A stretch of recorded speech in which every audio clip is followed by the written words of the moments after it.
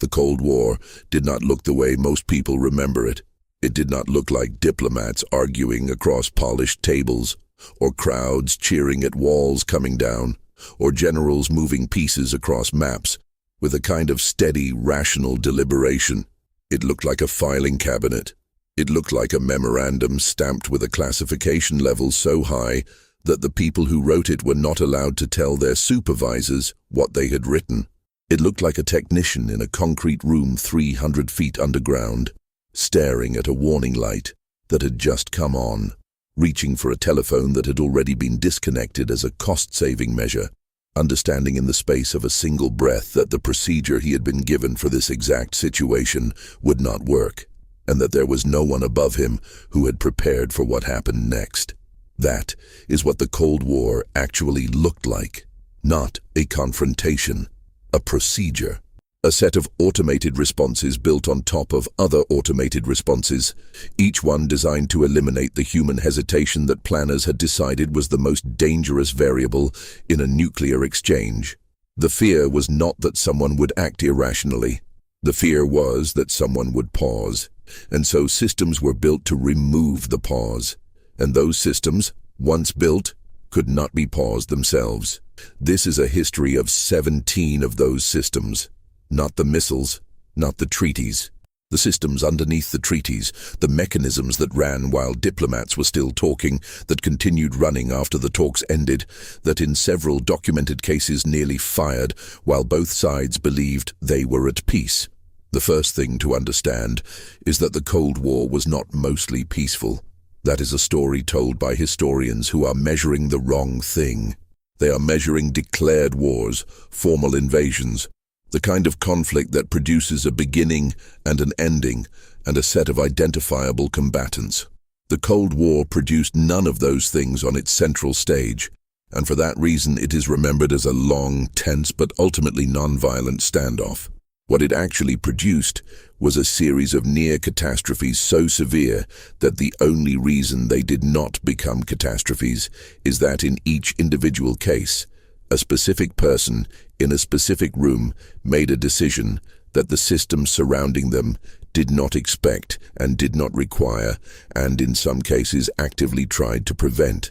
The survival of the human species during the Cold War was not a product of wisdom or deterrence theory or mutually assured destruction functioning as designed. It was a product of individual acts of deviation from protocol, performed by people whose names were classified for decades, whose decisions were buried in documents that took 30 or 40 years to reach the public, and whose judgment was, at the moment they exercised it, considered a malfunction.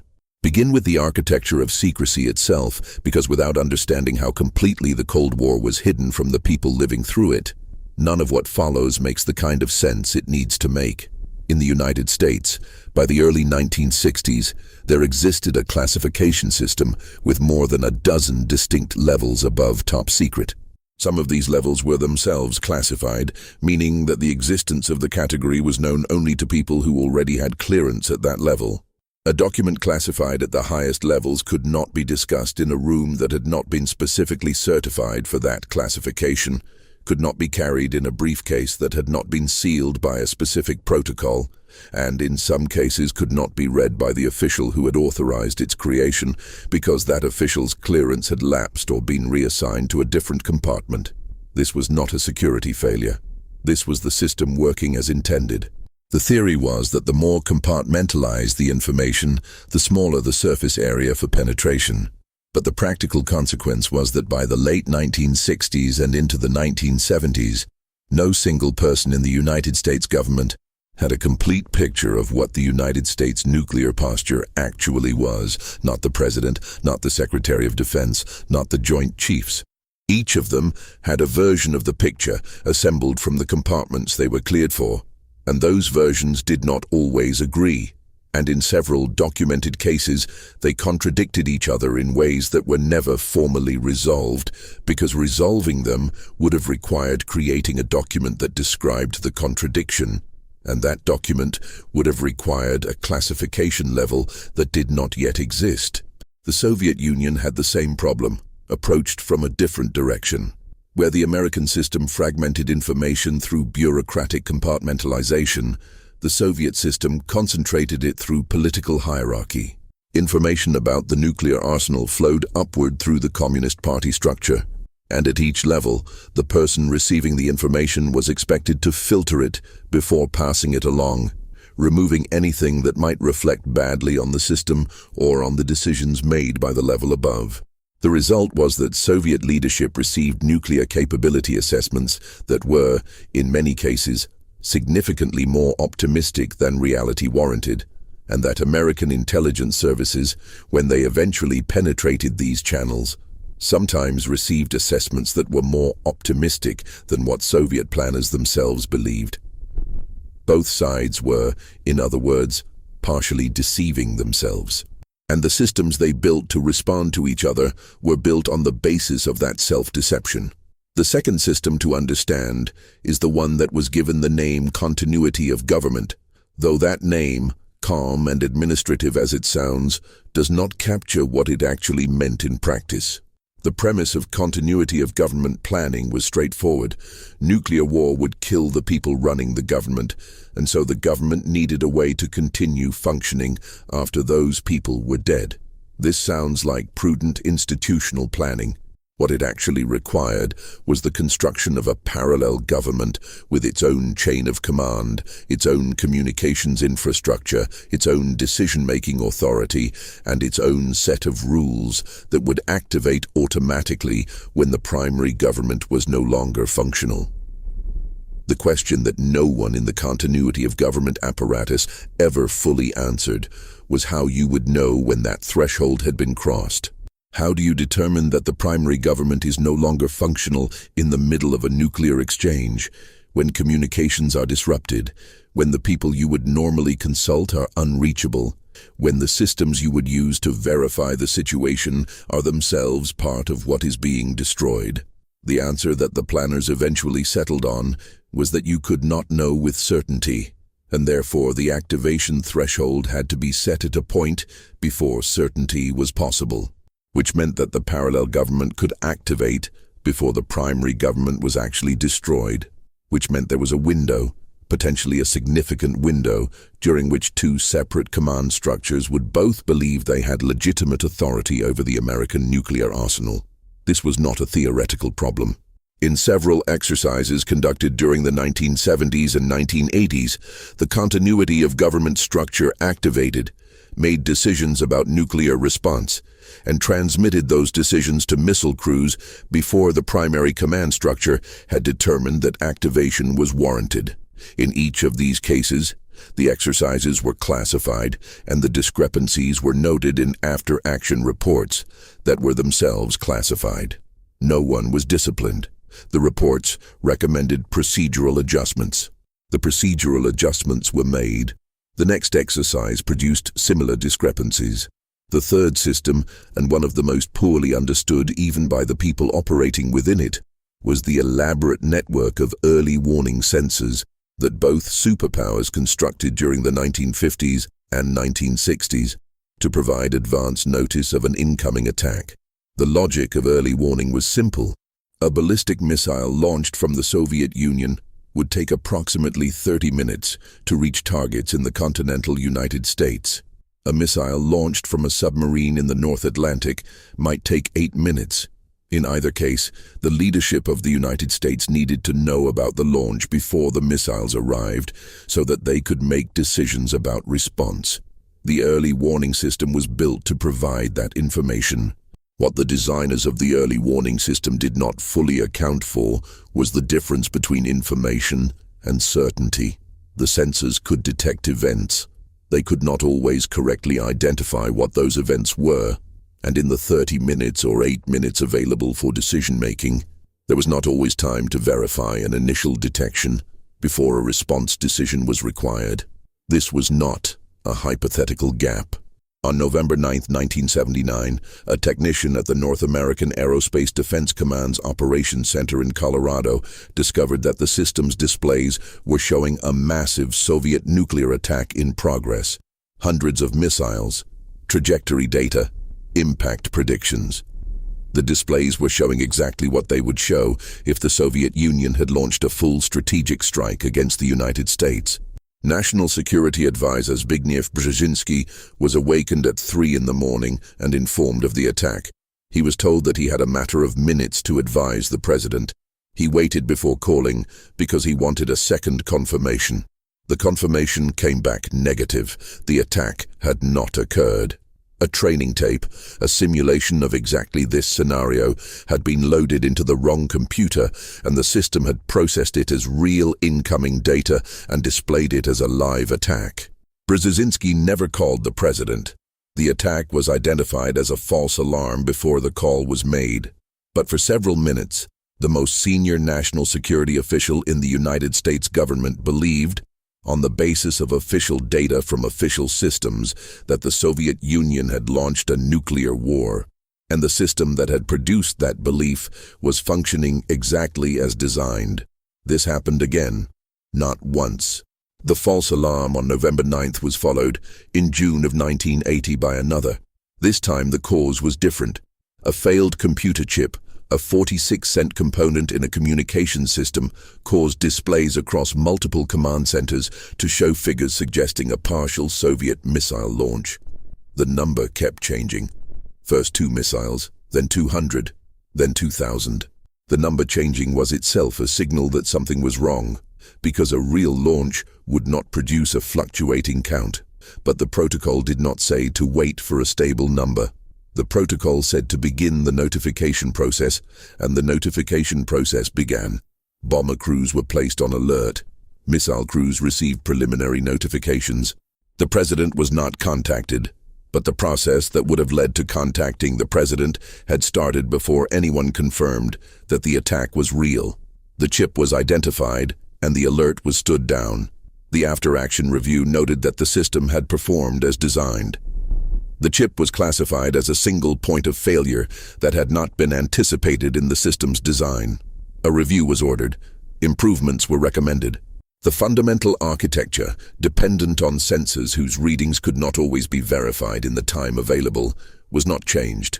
The fourth system, operating in parallel to the American early warning infrastructure, was its Soviet equivalent, and it produced a crisis that was, in retrospect, considerably more dangerous than anything the American false alarms generated. On September 26, 1983, a Soviet early warning satellite designated Oko detected what its sensors identified as a missile launch from the continental United States. Then it detected a second launch, then a third, a fourth, and a fifth. The system's automated analysis determined that the probability of this being a genuine American first strike was high. The duty officer in the command center, a lieutenant colonel named Stanislav Petrov, was responsible for relaying this information up the chain of command, which would have set in motion the Soviet response procedure. Petrov did not relay the information. He classified the alarm as a malfunction. His reasoning was not technical. He could not verify in the time available that the satellite data was incorrect. His reasoning was intuitive. He knew that an American first strike would not consist of 5 missiles. It would consist of hundreds or thousands. 5 missiles would not be a first strike. 5 missiles would be an accident or a test or a sensor error. And so he made a judgment that the system was wrong. He was correct. The system was wrong. The Oko satellite had been positioned in an orbit that created a geometric alignment with high-altitude sunlight reflecting off clouds over North Dakota, and the sensor had interpreted that reflection as missile exhaust plumes. 5 of them, in sequence because of the specific geometry of the orbit and the specific pattern of cloud cover on that morning. Petrov was not celebrated for his decision. He was initially reprimanded for failing to follow protocol. His superior officers noted that his logbook entries for the night were incomplete. He was eventually transferred to a less sensitive position. The incident was classified. It did not become public until the Soviet Union had already dissolved, when a retired Soviet officer mentioned it in a memoir that was not widely circulated. It entered the broader historical record only in the mid-1990s, and even then, the full documentation of what had happened in the command center that night remained in classified Soviet and then Russian archives. The fifth system to understand is the doctrine that the Americans called launch on warning, and which was the direct consequence of early warning systems that could detect launches but could not always verify them in time. Launch on warning was a policy framework, never formally declared as official doctrine, but operationalized in planning documents and missile crew procedures, under which the United States would authorize a nuclear response to a confirmed launch detection before incoming warheads had actually struck American soil. The logic was straightforward. If you waited for confirmation of impact before launching a retaliatory strike, you might wait long enough for your own missiles to be destroyed in their silos. To preserve the retaliatory capability that made deterrence credible, you needed to authorize launch before impact. The consequence of this logic, followed to its natural end, was that the President of the United States had, in certain scenarios, less than 10 minutes to decide whether to authorize a nuclear response based on data that the November 1979 and June 1980 incidents had already demonstrated could be wrong. This was not a secret to the people in the decision chain. It was a known limitation. It was discussed in classified documents as an unavoidable constraint imposed by missile flight times. The solution that planners proposed was to improve the reliability of detection systems. The underlying structure of the decision, made on the basis of unverified data against a hard time limit, was accepted as a permanent feature of the deterrence posture. The sixth system, built partly in response to the acknowledged limitations of launch on warning, was a set of pre-delegated launch authorities that allowed military commanders to authorize nuclear weapons use without waiting for presidential direction. The formal doctrine of American nuclear policy required presidential authorization for any nuclear weapons use. This was explicit in public statements, in congressional testimony, in the foundational documents of American nuclear strategy. It was also not always operationally accurate.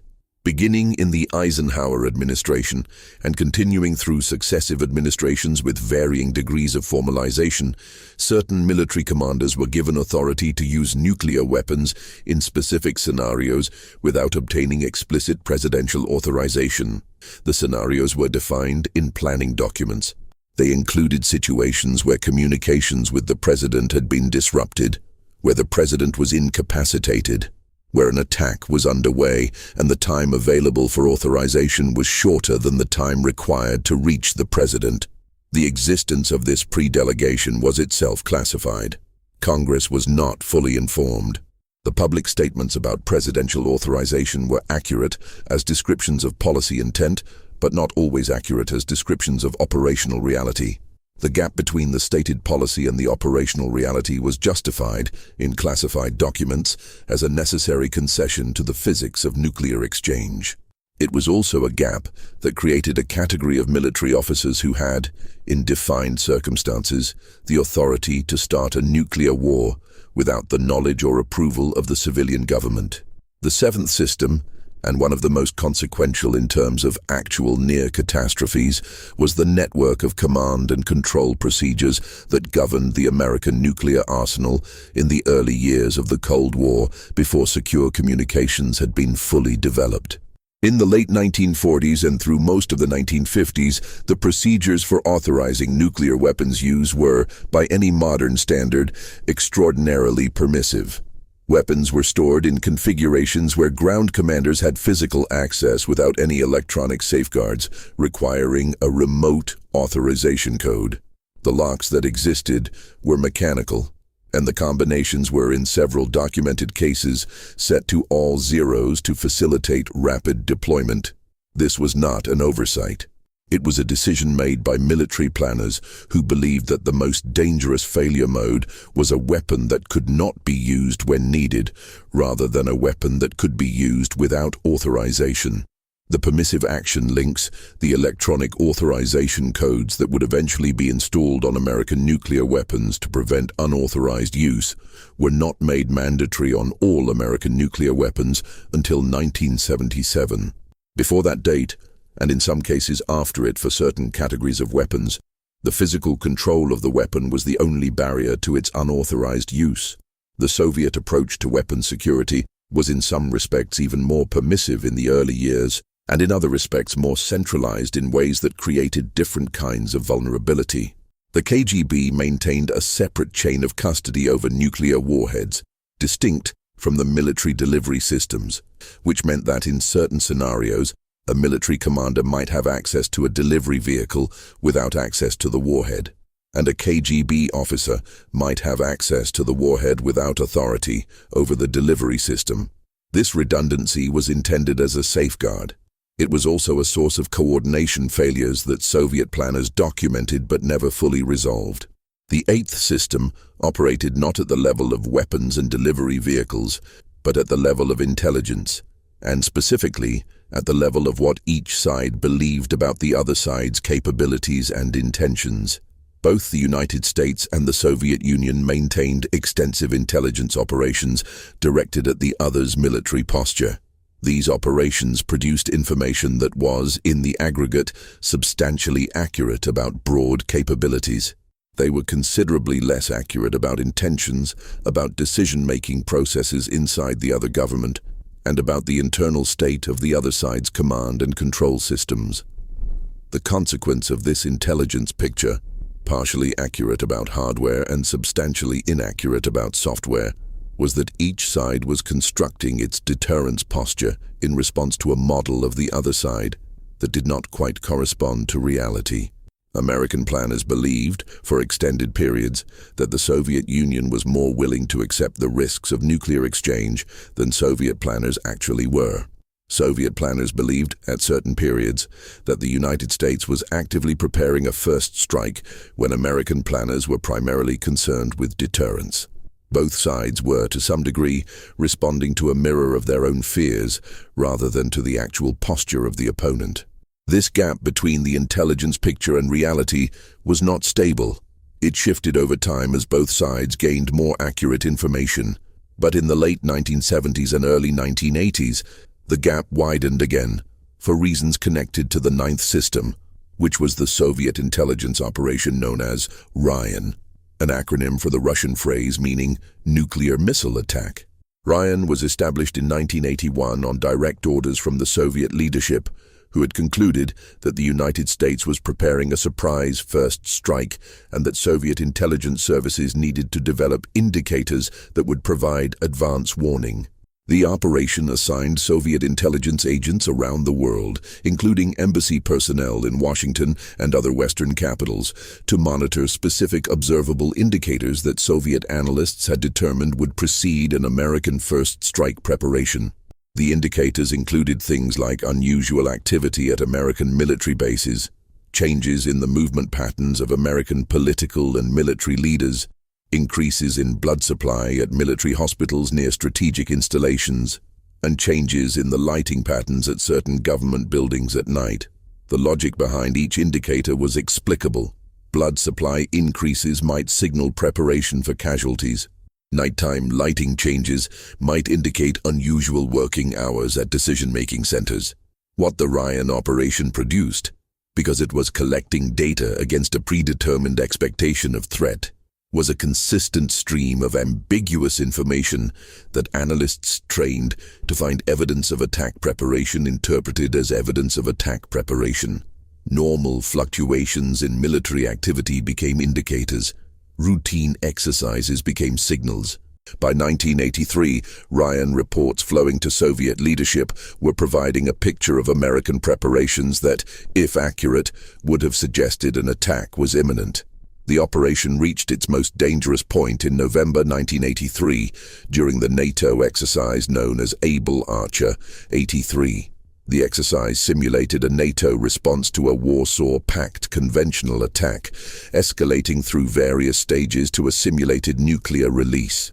The exercise used realistic communication formats, involved senior political leadership in some phases, and in several respects was designed to be as realistic as possible in order to test actual procedures. Soviet intelligence, observing the exercise through Ryan collection channels, reported to leadership that the exercise appeared, in specific technical respects, to be cover for an actual first strike preparation. Soviet nuclear forces in Eastern Europe were placed on alert. Aircraft were armed.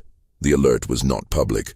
Western intelligence services did not immediately detect its full extent. When they did detect elements of it, they initially assessed it as a training exercise. The crisis, if it can be called that, resolved when Able Archer 83 ended on schedule and Soviet forces stood down. But the British intelligence service had penetrated Ryan through a source inside Soviet intelligence, and the reports coming back about how Soviet leadership had perceived Able Archer reached the Reagan administration in late 1983. Reagan himself, by several accounts, was genuinely alarmed. He had not understood before receiving this intelligence how seriously Soviet leadership believed an American attack might be imminent. He wrote in his diary that the Soviets were genuinely scared of the United States.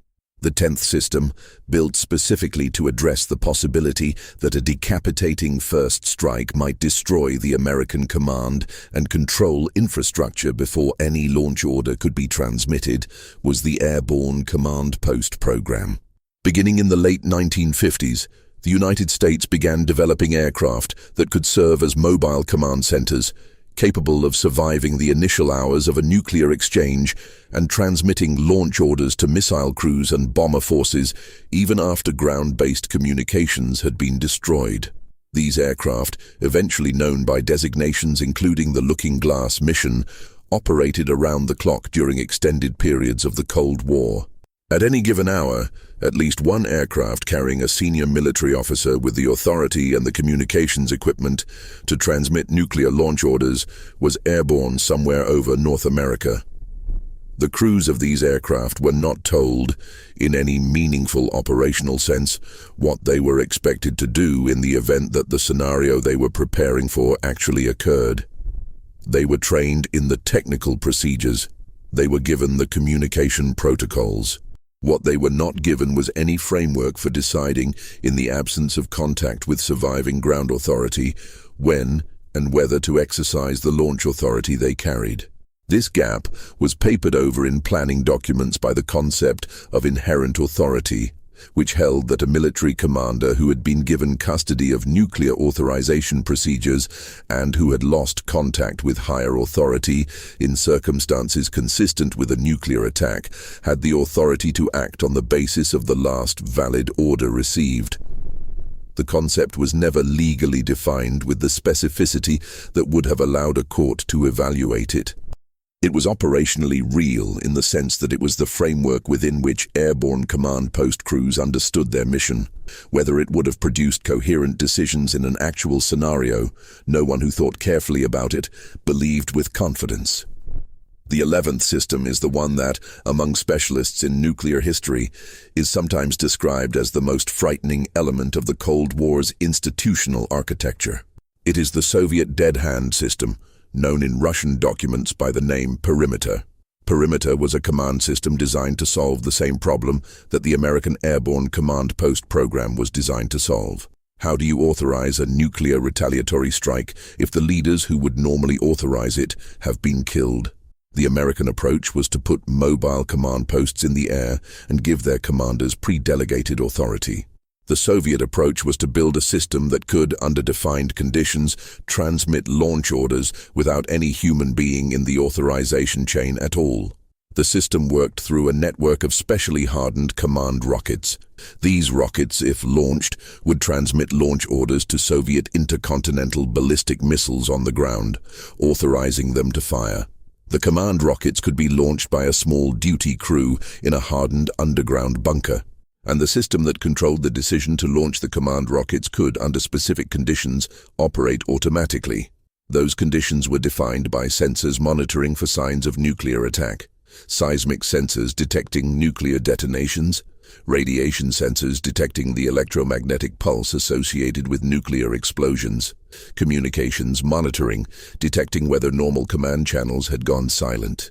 If the sensors detected conditions consistent with a nuclear attack, and if the system had been switched to active status by human operators, and if the human operators in the hardened bunker did not intervene to stop it, the system would launch the command rockets and the retaliatory strike would proceed without any further human decision. The existence of Perimeter was not known to American planners for most of the Cold War. It became public in the West. only after a disclosure in a 1993 article by a Russian journalist. The formal confirmation came through subsequent declassified Soviet documents and interviews with Soviet officers involved in the program. The American government's response to learning that this system existed after the Cold War had ended was characterized by officials as deeply unsettling.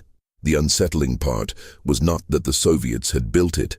The unsettling part was that the conditions under which it would activate automatically were defined by sensors, and the sensors could be wrong, and there was no human in the loop with the authority to correct a sensor error once the system had been switched to active status. The 12th system operated not in the realm of missiles and launch orders, but in the realm of submarines, and it created a set of authorization problems that neither the United States nor the Soviet Union fully resolved during the Cold War. Nuclear-armed submarines were by design the most survivable element of the nuclear arsenal. They were survivable because they were hidden, and they were hidden because they maintained radio silence for extended periods. The corollary of maintaining radio silence was that they could not receive orders. And if they could not receive orders, the question of who had authority over the weapons on board and under what conditions that authority could be exercised was a question that the formal chain of command could not always answer, because the chain of command could not always reach the submarine. The American solution to this problem involved a complex of protocols governing when submarine commanders could and could not take independent action. The protocols were designed to prevent unauthorized launches, while preserving the ability to launch in retaliation if the command structure had been destroyed. They were never tested in conditions that would have made their actual operational effect clear. The Soviet submarine situation produced at least one incident during the Cold War that, in terms of the proximity to actual nuclear use, exceeds most of what happened on land. During the Cuban Missile Crisis in October 1962, a Soviet submarine designated B-59 was operating in the Caribbean, carrying a nuclear torpedo. The submarine was being tracked by American naval forces, who were enforcing the quarantine around Cuba. American forces dropped practice depth charges near the submarine to signal it to surface. This was standard procedure, and American naval commanders believed the Soviet submarine command had been notified of the signaling convention. The crew of B-59 did not know the depth charges were signals. They had been out of contact with Moscow for days. They did not know that the crisis had not escalated to war. The submarine's captain believed the depth charges might be the beginning of an actual attack. The submarine was suffering from equipment failures. The internal temperature was extreme. Several crew members were close to losing consciousness. Under Soviet procedures at the time, the use of the nuclear torpedo on board B-59 required the agreement of 3 officers: the captain, the political officer, and the brigade commander who happened to be on board that vessel. The captain and the political officer agreed that the torpedo should be used. The brigade commander, Vasily Arkhipov, refused. His refusal was not a deviation from procedure. Procedure required unanimous agreement, and he was one of the 3. He withheld his agreement, and the torpedo was not fired, and the submarine eventually surfaced and made contact with Soviet Naval Command. Arkhipov's name was not widely known for decades. The incident itself was not publicly confirmed until 2002 at a conference in Havana, attended by surviving participants from both sides. The former American Secretary of Defense, Robert McNamara, who attended that conference, said afterward that the revelation had convinced him that the human race had been much closer to nuclear war in October 1962 than anyone in the American government had understood at the time. The 13th system was the regime of nuclear weapons deployed in Europe, specifically the tactical nuclear weapons, shorter range, lower yield weapons, designed to be used on a battlefield rather than against cities, and the particular command and control problems they created. Tactical nuclear weapons were deployed by both NATO and the Warsaw Pact in substantial numbers, beginning in the 1950s. The logic was that nuclear weapons could substitute for the conventional military superiority that Soviet forces held in Central Europe. If Soviet tank columns broke through NATO defenses, nuclear artillery shells or short-range rockets could be used to stop them. The operational problem with this logic was that tactical nuclear weapons deployed close to the front lines of a potential battlefield were vulnerable to being overrun or captured. If Soviet forces advanced rapidly, NATO nuclear weapons sites might be in danger of falling into Soviet hands. This created pressure, built into the planning procedures and acknowledged in classified documents, to use tactical nuclear weapons early in a conflict before they could be lost, rather than waiting for the situation to clarify. This pressure toward early use was in direct tension with the political preference of NATO leadership for a graduated response that would give both sides an opportunity to stop before reaching the nuclear threshold. The tension was never resolved. It was managed through planning documents that acknowledged both requirements and provided procedures for both scenarios without fully reconciling them. In exercises, NATO forces regularly found themselves in situations where the planning documents pointed in contradictory directions, where the military logic called for early use and the political guidance called for restraint, and where the officer on the ground had to make a judgment that the system had not equipped him to make. The 14th system, developing in the late 1970s and accelerating through the 1980s, was the integration of computers and automated decision support systems into the nuclear command and control infrastructure in ways that subtly but significantly changed the nature of the decisions being made. The early warning systems of the 1950s and 1960s had been relatively straightforward sensor networks. A radar detected something, and a human being looked at the return and made a judgment about what it was. The systems of the 1970s and 1980s were more complex. Computers were processing sensor data and producing threat assessments, probability estimates, and in some cases preliminary course of action recommendations. The human beings at the display consoles were no longer looking at raw data and making judgments. They were looking at processed outputs, probability figures, classification labels, and responding to those outputs. The distinction mattered because the computers were very good at certain things and very bad at others. They were good at detecting events and calculating parameters. They were bad at identifying context, at distinguishing between sensor errors and real events, at accounting for the specific political and military circumstances that might make a particular sensor reading implausible. When a computer presented a threat assessment with a high probability figure, the human beings receiving that assessment were being asked to override a quantitative conclusion with a qualitative judgment in a situation of extreme time pressure with very high stakes and with procedures that emphasized speed of response rather than deliberation. The history of the Cold War's near misses suggests that the cases where catastrophe was avoided were frequently cases where a human being made exactly that kind of qualitative override of a quantitative system output. Petrov, looking at his satellite data, made a qualitative judgment that 5 missiles did not constitute a first strike, and that the system was therefore probably wrong. The duty officers at NORAD in November 1979, following up on the initial alarm display, made a qualitative judgment that the absence of corroborating data from other sensors suggested the primary detection was an error. In each of these cases, the human judgment was correct, and the system was wrong. The systems were not redesigned in response to these cases to make the human judgment easier to exercise. They were refined to make the sensor data more reliable, which is a different response.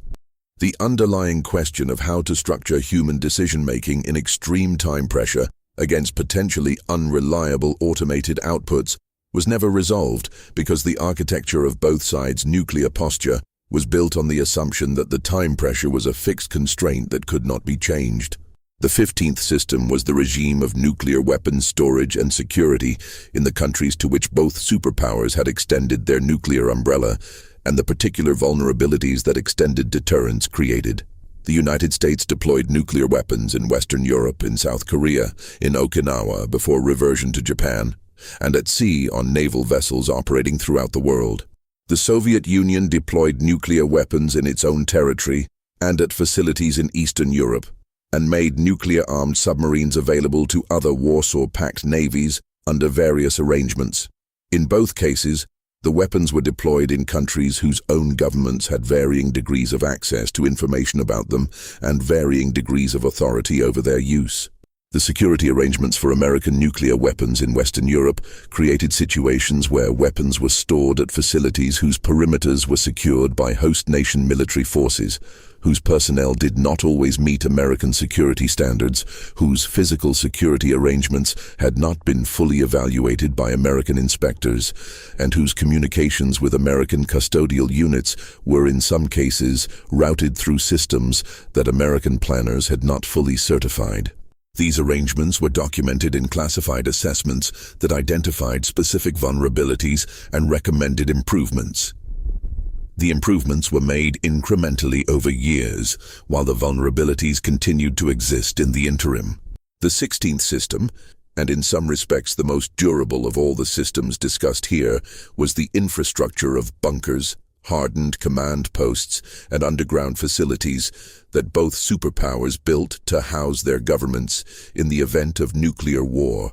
The American system, known in various forms by various names over the decades, consisted of a network of hardened facilities designed to house the president, senior cabinet officials, congressional leadership, and the administrative apparatus required to continue governing in the aftermath of a nuclear exchange. The most famous of these facilities, the Greenbrier Resort in West Virginia, was built to house Congress and was kept secret from the public for decades. It was not disclosed until a journalist found it in 1992. The facility was decommissioned shortly after the disclosure. The Soviet equivalent was substantially larger and more elaborate. The underground complex at Ramenki, sometimes called Bunker 42 or the D6 metro system, was an extensive network of tunnels beneath Moscow designed to house thousands of government and military personnel. Other facilities existed in mountains and in purpose-built underground cities in the Soviet interior. What neither side's bunker system fully addressed was the political reality of a nuclear aftermath. The systems were built on the premise that governing structures would survive intact and would need physical protection to continue functioning. What the internal analyses of both sides' continuity planning acknowledged but did not resolve was that a nuclear exchange, severe enough to destroy the primary government, would also destroy most of the administrative and physical infrastructure on which governing depended. The bunkers would be intact, but the country they were built to govern would not be. The planning documents that addressed this scenario were among the most closely held of the Cold War. They described, in careful administrative language, a world in which the surviving leadership would have authority but no meaningful capacity to exercise it. The procedures they outlined for this scenario were essentially procedures for maintaining the form of government while the substance of what government governs had been largely destroyed. The documents were classified not apparently because their content was sensitive in a military sense, but because the picture they painted of what nuclear war would actually mean for the idea of national survival was one that no government wanted to share with the people it was theoretically preparing to protect. The 17th system is not a specific program or a specific piece of hardware. It is the system of silence itself, the institutional, procedural, and cultural mechanisms by which both superpowers manage the information about what their nuclear postures actually were, what the near misses had actually been, and what the people making decisions in those moments had actually known and not known. The silence was not uniform. Some information leaked through congressional testimony, through memoirs, through the natural entropy of classified programs over long periods of time. Some information was deliberately disclosed as part of arms control negotiations, where each side had an interest in demonstrating that the other side understood its capabilities. Some information became public, not through any deliberate decision, but through the passage of time, as documents were declassified under archival review procedures that had not been designed with specific political sensitivities in mind. What the pattern of disclosure reveals, looking at it from a sufficient distance, is that the information that remained classified longest, that was most resistant to the normal processes of eventual public access was not the information about capabilities. It was the information about failures, near misses, malfunctions, and the gaps between stated policy and operational reality. The existence of Polaris missiles was public knowledge. The conditions under which a Polaris submarine commander might have used them without authorization was not. The rationale for this asymmetry was, in classified discussions, described as a deterrence consideration. If the adversary knew about the gaps and failures in your command and control, it might be tempted to exploit them. This rationale was logically coherent within its own framework. Its practical consequence was that the populations of both superpowers lived through 4 decades of nuclear confrontation without accurate information about how close the confrontation had come to becoming something else, or about how many of the systems designed to manage the confrontation had, at critical moments, performed in ways that their designers had not anticipated. The Cold War ended with the dissolution of the Soviet Union in December 1991. The immediate cause of that dissolution was economic and political. The Soviet economy had stagnated, the political system had lost legitimacy, the satellite states of Eastern Europe had left the bloc, and the internal contradictions of a centralized communist system had reached a point where reform and collapse became indistinguishable. What did not end with the Soviet Union was the physical infrastructure of the nuclear arsenal, the doctrine of deterrence built on mutual assured destruction, the early warning systems still watching for launches that the primary adversary was no longer planning, the pre-delegated authorities still sitting in planning documents that had not been formally revoked, the submarines still on patrol with weapons whose authorization chains had changed but whose technical configuration had not, the hardened bunkers still stocked for a governing scenario that the political circumstances had made implausible, and the institutional silence now transformed from an active security measure into a kind of bureaucratic habit, surrounding what had actually happened during the 40 years that the world had just passed through. The systems that had sustained the Cold War did not dissolve with the Soviet Union. They were inherited, partially reformed, partially maintained, partially forgotten about in the reorganization of institutions that followed the end of the superpower confrontation. The warheads that remained on hair-trigger alert in the early 1990s were essentially the same warheads that had been on hair-trigger alert in 1983, operated by procedures that were essentially the same procedures, responding to warning systems that were essentially the same warning systems, in a world where the political context that had given those procedures their meaning had changed entirely, but where the procedures themselves had not yet been redesigned to account for what had changed.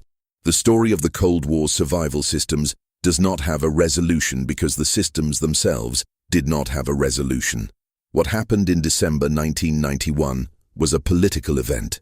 The physics of nuclear weapons, the mathematics of missile flight times, the institutional architecture of command and control, the culture of secrecy that had grown up around 40 years of managed apocalypse preparation. None of those things were items on the agenda when the Soviet flag came down over the Kremlin for the last time. They were still there the next morning, and they were still there after that.